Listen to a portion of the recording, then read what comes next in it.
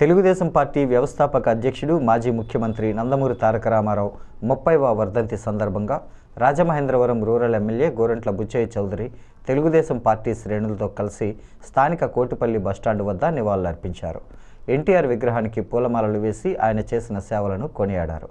గోరంట్ల మాట్లాడుతూ తెలుగు జాతి ముద్దుబిడ్డ ఎన్టీఆర్ అని, అటు సినిమా రంగాన్ని ఇటు రాజకీయ రంగాన్ని ఏలిన యుగపురుషుడని, ఆనాడు ఎన్టీఆర్ ముందు చూపుతో ఆలోచించి చేసిన పథకాలే ఈరోజు ప్రతి పేదవాడికి శ్రీరామ రక్షగా ఉన్నాయని, అందుకే ఎన్టీఆర్ ఎప్పటికీ ప్రజల గుండెల్లో చిరస్థాయిగా నిలిచిపోయారని అన్నారు.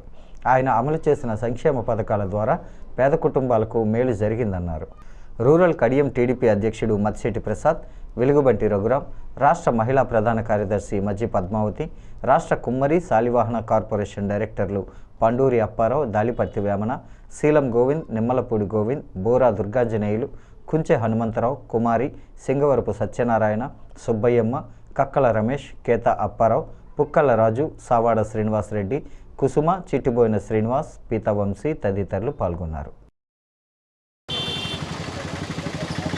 తెలుగు జాతి యుగ పురుషుడు, తెలుగు జాతి ఆత్మగౌరవ ప్రతీక నందమూరి తారక రామారావు గారి 30వ వర్ధంతిని వాళ్ళ రాష్ట్ర వ్యాప్తంగా ప్రపంచవ్యాప్తంగా జరుపుకుంటూ ఉన్నాం. మన మధ్య లేకపోయినా ఆయన ఆదర్శాలు ఉన్నాయి. తెలుగు జాతి గౌరవాన్ని ఇనుమడింపజేసి తెలుగు భాషకు తెలుగు జాతికి గౌరవం ఆపాదించి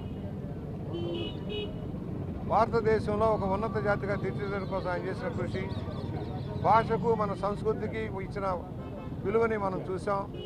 నీతివంతమైన పరిపాలన ఇచ్చి దేశంలో రాజకీయ మార్పులకు కారణమైన వ్యక్తి. తన జీవితాంతం పేద ప్రజల కోసమే సేవలు అందించాలన్న లక్ష్యంలో పనిచేసి పేదవాడికి పట్టే అన్నం పెట్టడమే లక్ష్యంగా పనిచేశారు. సామాన్యుల కష్టాలు తన కష్టాలుగా తీశారు.